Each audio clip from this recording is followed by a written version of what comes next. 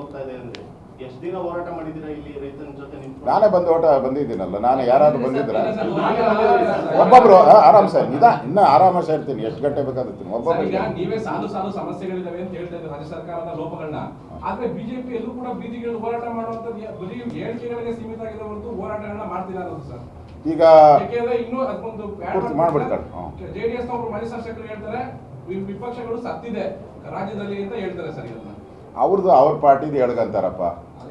ಅಲ್ಲ, ಒಂದೇ ನಿಮಿಷ ಅವ್ರ ಪಾರ್ಟಿಯವರು ಅವ್ರು ಹೇಳ್ತಾರೆ. ಈಗ ಅದೇನೋ ಹೇಳ್ತಾರಲ್ಲ, ಕೋಳಿ ಕೂಗ್ಲಿಲ್ಲ ಅಂದ್ರೆ ಬೆಳಗಾಗಲ್ಲ ಅಂತ ಹೇಳ್ತಾರಲ್ಲ, ಅವ್ರ ಪಾರ್ಟಿದು ಅವ್ರು ಹೇಳ್ಕಂತಾರೆ. ನಮ್ಮ ಪಾರ್ಟಿದ್ ನಾವು ಹೇಳ್ಕಂತೀರಿ, ಕಾಂಗ್ರೆಸ್ ಪಾರ್ಟಿ ಕಾಂಗ್ರೆಸ್ ಹೇಳ್ತಾರೆ. ಒಂದೇ ಈಗ ಕೇಳಾಯ್ತಲ್ಲಪ್ಪ, ನಾನು ಉತ್ತರ ಕೊಡಕ್ ಬಿಡು. ನಾವು ಈ ಮೈಸೂರು ಸಿಲ್ಕ್ ಫ್ಯಾಕ್ಟ್ರಿ ಮುಚ್ಚಿದ್ರಲ್ಲ, ಅವಾಗ ಹೋರಾಟ ಮಾಡಿದ್ದು ಯಾರು? ನಾನೇ ಹೋಗಿದ್ನಲ್ಲ ಹೋರಾಟ ಮಾಡಿ, ಉಳಿಸಿದ್ರಲ್ಲ. ಅದು ವಿಧಾನಸಭೆಯಲ್ಲಿ ಧ್ವನಿ ಎತ್ತಿ ಹೋರಾಟ ಮಾಡಿ ಉಳಿಸಿದ್ರಲ್ಲ. ನಾವು ಮೂಢ ಹಗರಣದಲ್ಲಿ ಪಾದಯಾತ್ರೆ ಮಾಡಿ 14 ಸೈಟ್ ವಾಪಸ್ ಕೊಡ್ತಾರಲ್ಲ. ವಾಲ್ಮೀಕಿ ನಿಗಮದಲ್ಲಿ ದುಡ್ಡು ಹೋಗಿತ್ತಲ್ಲ 800 ಕೋಟಿ, ನಾನೇ ಅಧಿವೇಶನದಲ್ಲಿ 3 ಅವರ್ ಮಾತಾಡಿ ಧರಣಿ ಮಾಡಿದ್ದೀರಲ್ಲ.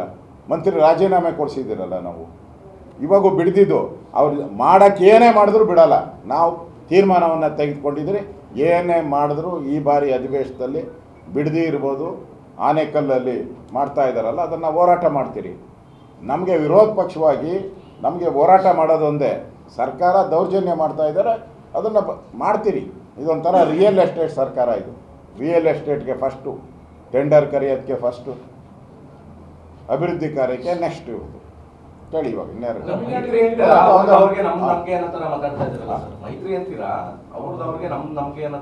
ನಾನು ನಮ್ಗೆ ಅಂತ ಏನು ಮಾಡಿಲ್ಲ. ಯಾವ್ದಾವ್ದು ಒಟ್ಟಿಗೆ ಹೋರಾಟ ಮಾಡಬೇಕು, ನಾವು ಒಟ್ಟಿಗೆ ಹೋರಾಟ ಮಾಡ್ತೀರಿ. ಒಬ್ಬೊಬ್ರಪ್ಪ ಶಿವರಾಮೇಗೌಡರು ಹೇಳ್ತಾರೆ ಆತ್ಮಹತ್ಯೆ ಮಾಡ್ಕೊಂಡು ನೋಡ್ಬೇಕು ಬಿಜೆಪಿ ನಾಯಕರುಗಳು ಅಂತ. ಅಂದ್ರೆ ಜೆಡಿಎಸ್ನವ್ರ ಮಾತು ಕೇಳಿ ಆತ್ಮಹತ್ಯೆ ಮಾಡ್ಕೊಂಡು ನೋಡ್ಬೇಕು ಬಿಜೆಪಿ ನಾಯಕರುಗಳು. ಶಿವರಾಮೇಗೌಡರ ಅವ್ರೆಲ್ಲ ಪಾರ್ಟಿನೂ ಇದಾರಲ್ಲ, ಅವ್ರೇನ್ ಮಾಡ್ಕೊಬೇಕು ಪಾಪ.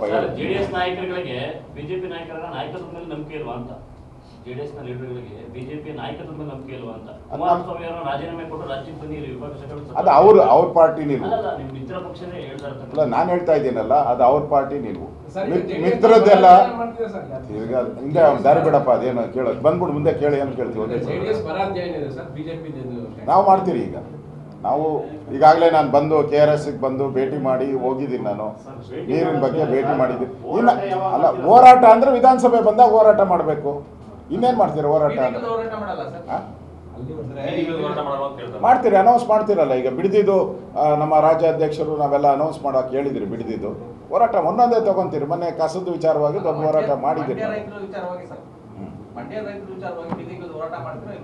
ಮಾಡ್ತೀರಿ, ಗ್ಯಾರಂಟಿ ಮಾಡೇ ಮಾಡಿ. ನಾವು ರೂಪುರೇಷೆ ಮಾಡಿ ಕರಿತೀವಿ.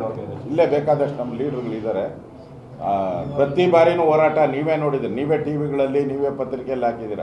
ಮಂಡ್ಯದಲ್ಲೇ ಫಸ್ಟ್ ನಮ್ಮ ಕಾರ್ಯಕರ್ತರೆ ಬೀದಿಗಿಳಿದು ರಸ್ತೆ ತಡೆ ಮಾಡೋದು ನಮ್ಮ ಕಾರ್ಯಕರ್ತರೆ. ದಿನ ಮಾಡ್ತಾರೆ, ನಂಜನಗೌಡರು ದಿನ ಮಾಡ್ತಾರೆ. ಒಂದೇ ನಿಮಿಷ, ಅದೇ ಇನ್ನೇನು ಕೇಳೋದಕ್ಕೆ ಕೇಳ್ಬಿಡು. ಸರ್, ಬಿಜೆಪಿ ಅವರಿಗೆ ದಮ್ಮಿಲ್ಲ, ಕುಮಾರಸ್ವಾಮಿ ಬಿಟ್ಟರೆ ಬೇರೆ ವಿಧಿ ಇಲ್ಲ ಅಂತ ಶಿವರಾಮೇಗೌಡರು.